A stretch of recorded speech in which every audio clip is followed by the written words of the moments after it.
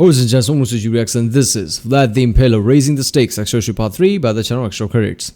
Now that Vlad has the throne, the real work can begin. Vlad wanted to enact a kind of moral code, one that emphasized hard work and loyalty to himself above all else.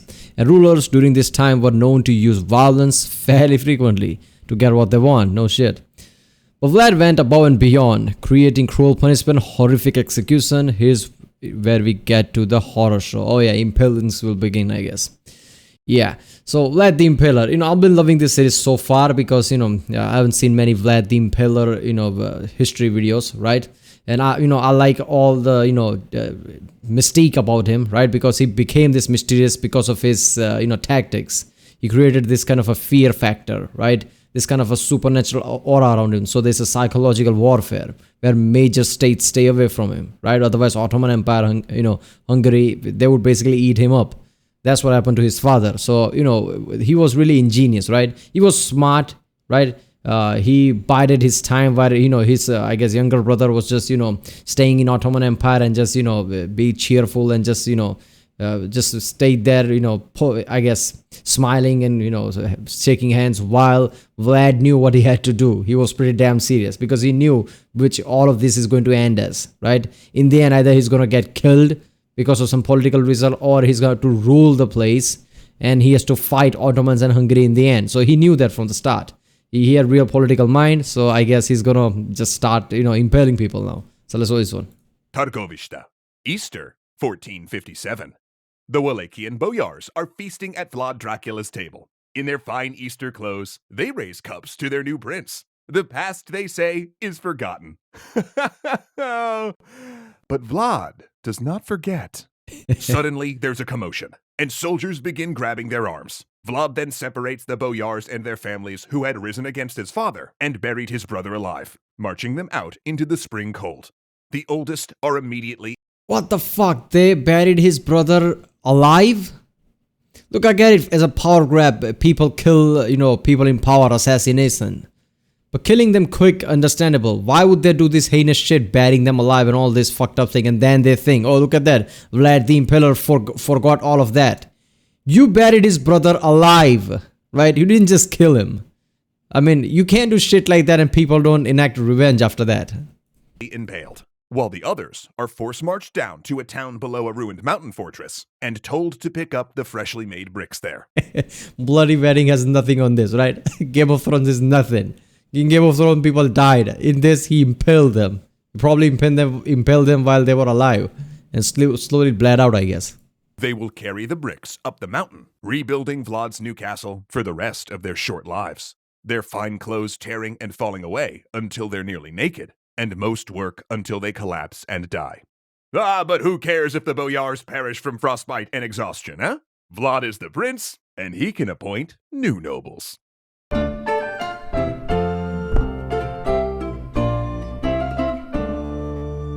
Thanks so much to HelloFresh for helping bring history to the table. Now, if you is it just me or the volume is keep going down, man? Watched our last two episodes and thought, I thought this guy was called Vlad the Impaler, but he's hardly impaled anyone. Bring on the impaling! After this episode, you might regret that ask, because this part of the tale contains like a bajillion% more impalings and violence. Seriously, it's a lot. So please let this serve as a content warning for everything that follows, because this one's going to get brutal. But before we go there, I want to take a slight detour and talk about state violence during this era, since it's important to understanding Vlad, his times, and how he's remembered. The 15th century was a particularly bloody time in Europe, one where violence was commonplace in everyday life. Few laws governed warfare, and rebellions often ended with massacres or mass executions. And it was common all over Europe to keep populations in line with displays of extreme violence, as this was an era of gory public executions and torture. English kings, oh my God, put heads on spikes, French ones broke people on the wheel, and the Spanish had the Inquisition. In other words, I don't get this, man. See, I can't process that. I would like to sit here and imagine things. People do say, oh, I can imagine that. How fucked up that? No, you can't imagine that. We live in this 21st century. We can't imagine something like this. I'm sure there are, our the 21st century is not perfect. There are parts of the world where, people die really effed uply, and the people's lives are really effed up. Understand that, but as a generally, our lives is pretty fucking good, right? Compared to this shit. Everyday life, people died bloody, gory, like he said. People's head gets chopped off, they get impaled like that. I don't understand what would be the psychology of the people there. Imagine kids, man, 2-3 years old, just walking around, they see impalings, right? People, getting strapped to the wheel and beaten to death. This is kind of a brutal tactics to kill people. I don't know, was that as a punishment or to send a message, or just just thought that this is justice if we kill them brutally or something like that. I don't know what they thought at the time. But imagine people's psychology, kids that grew up watching this. This is just effed up, man. Public displays of cruelty were a form of political communication. We say this not to excuse Vlad. Actually, if anything, it does the opposite. Because even by these standards, his campaigns of violence were considered extreme. Yeah. While we don't have a lot if they think that the point is, this kind of shit was happening a lot in Europe, like he said. People were getting impaled, right? People were getting head chopped off, beaten to death. This was common thing. And then you have to rise above that to, show people that you are really fucked up. So people fear you. Psychological warfare. So you have to do even more impalings. I can just imagine, walking in Wallachia, right, where he is. Basically, just as you start, you can just see towns and people impaled on the stick all around. It's like, okay, I think I'll just enter in some fucked up place. I should go back now. It's like you enter some kind of hell or something, which is completely different from all other places, because you can see all these, bloody impalings everywhere. Of primary source documents on Vlad, and things written about him or preserved orally are likely exaggerated. There is a clear theme that emerges when we look at his second reign. When he gained the throne in 1457, Vlad embarked on a planned, deliberate campaign to break the power of the boyars, which had been on the rise since the time of his grandfather. In fact, the instability of the Wallachian throne was not all due to outside interventions by Hungary and the Ottomans. It had as much, if not more, to do with the Wallachian boyars, who always tried to steer the weakest candidate to the throne and increase the power of their own council. Vlad, on the other hand, tended toward the aristocratic, centralized version of power that was on the rise in the Renaissance. In Vlad's mind, it would be he who controlled Wallachia, not the boyars and not the church. And the only way to keep the throne would be to become as powerful as possible. "You can judge for yourselves," he explained in a letter to the Transylvanian town of Brașov. "When a man or prince is strong and powerful, he can make peace as he wants to. But when he is weak, a strong man will come and do what he wants to him." His first act was to purge the boyars of any deemed unfaithful or ambitious, frequently executing them via impalement. Between 1457 and 1461, he replaced all but 2 boyars in his royal council, a body that rarely changed, even as the prince did, suggesting he likely surrounded himself with loyalists. Those loyalists came from a lower strata of the boyar class, while others were mercenaries or followers from his exile in Transylvania. Basically people that owed their elevation directly to Vlad, and who often had no previous ties or allegiances in Wallachia. And the wealth and land that Vlad gave them had, conveniently enough, been provided by their predecessors, who didn't need it anymore. He also instituted a campaign of terror in order to enforce public order. Now, we have to be cautious when discussing this, since first-hand records about his domestic massacres are lacking, and those written by outsiders, based on reports within the country, likely include some exaggeration. But even Romanian oral traditions that are kind to Vlad, casting him as tough but fair, still emphasize his extreme cruelty. Thieves were beheaded, unfaithful wives skinned alive, lazy peasants impaled. Unfaithful wives skinned alive. All right, look, I'm pretty sure somebody will just say in the comments, "Oh, what a snowflake. Oh, look at that. He can't." I'm not saying that, this is too much for me to understand or something. I'm talking about deeply. I'm trying to put myself in their shoes and think in that way. And I can't think it like that. Why would you do shit like this? I mean, are you trying to send a message? Or you just think this is just a fair thing? Because at this day and age, if anybody just does something like this, people are like, "Are you out of your mind? Are you a serial killer or something? What the fuck are you doing?" Right? I can't process this. Like, how can people do that? And this was a common occurrence, right? People was getting skinned alive, regularly in different places, head chopped off, beaten to death. These were common punishments in lots of places. And I can't process that, right? Process, I mean really deep. Like, I can't put myself in their shoes. That's just fucked up, man. People forced into the military or boiled alive. A Romanian folktale tells of how he threw a banquet for beggars, then locked the doors and burned the hall down to stop them burdening the state. And several accounts discuss him impaling priests who did not show him suitable respect.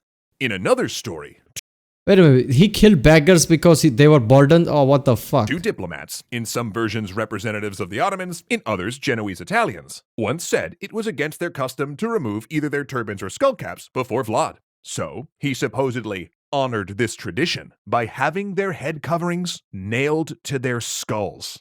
And while we can't verify the truth of all these stories, they all share common elements. They portray a ruler who is trying to assert. Wait a minute, were they from Ottoman? What is that?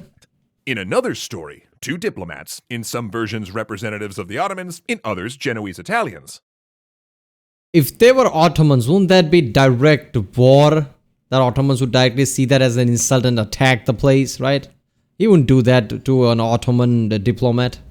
I mean, he's trying to create this kind of persona and he's trying to be brutal so people stay away from him. In the end, Ottomans are powerful than him. He doesn't want an entire Ottoman army, basically trying to kill him. Share common elements.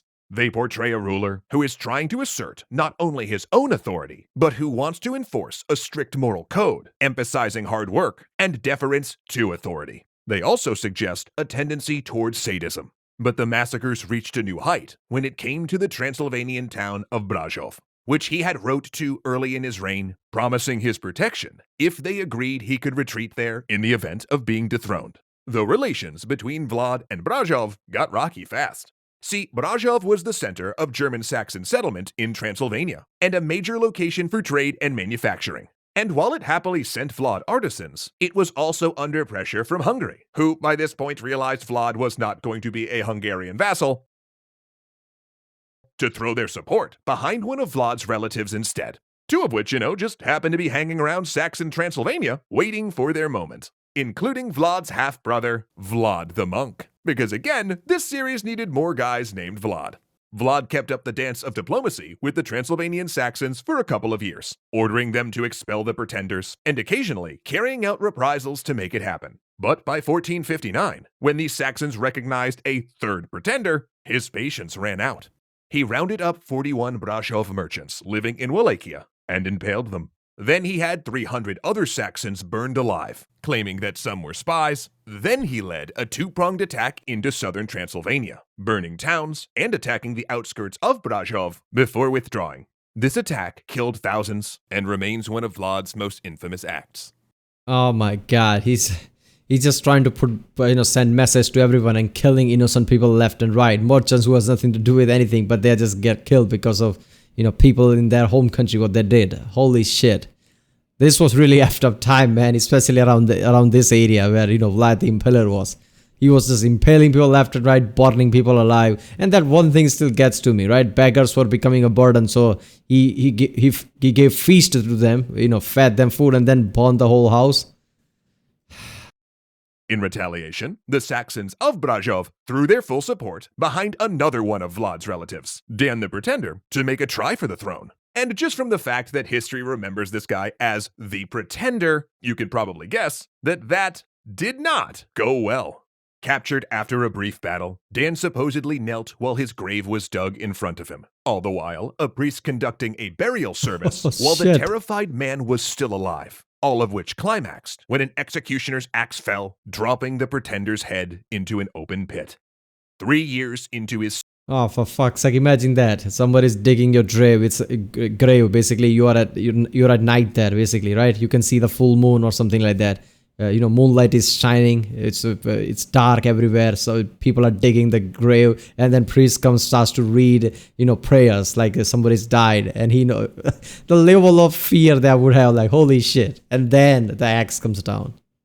Second reign, Vlad had, through utter brutality, achieved many of his goals. He terrorized the boyars into submission or replaced them, strengthened his power, and created a spectacle of gore so incredible that both pretenders to the throne and foreign enemies along the border would think twice about trying to unseat the son of the dragon.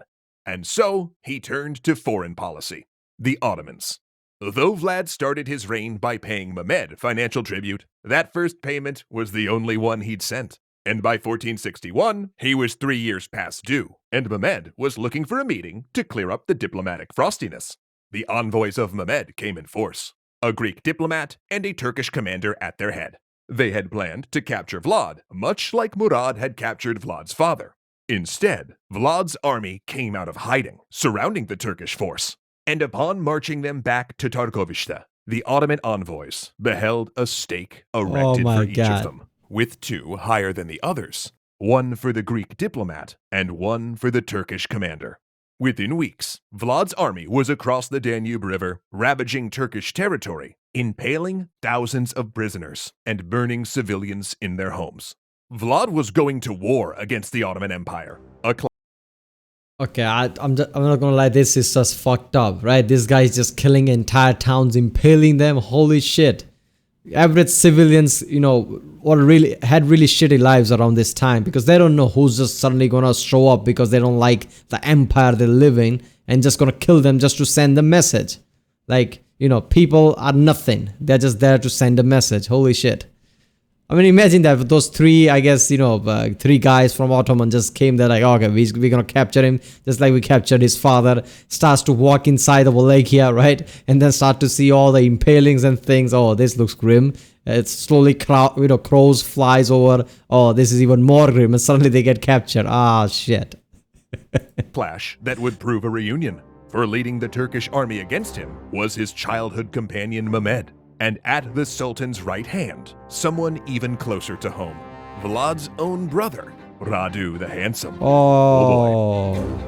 But whether you're an Ottoman emperor, a Wallachian ruler, or simply a handsome sibling, holy shit, he's gonna face off his brother. He's not going to be, any merciful there. So far, things he's done, right? And even his mentality was something like that, like, families are for some diplomatic relation or whatever, right? In first part or second part, he said that. So that was his mentality there. So, he's not going to, restrain himself much, but still, that's fucked up. Okay, I'm not gonna lie. Knowing who the Vlad the Impaler was, he was a bit way more bloodthirsty than I thought he would be. He was killing people left and right, even, where you wouldn't think that he's gonna kill people. He just killed them, like, fuck it. Let's just burn the villages, let's just burn the fucking, beggars, because they're becoming a burden. This is just fucked up. I didn't know he was that brutal. Alright, well, that was Vlad the Impaler, raising the stakes for the channel extra credits. If you like my reaction, don't forget to like and subscribe. Check out the reaction, there's a link in the description. Check out the cast of place, check out the cards, and yeah, I'll see you next time.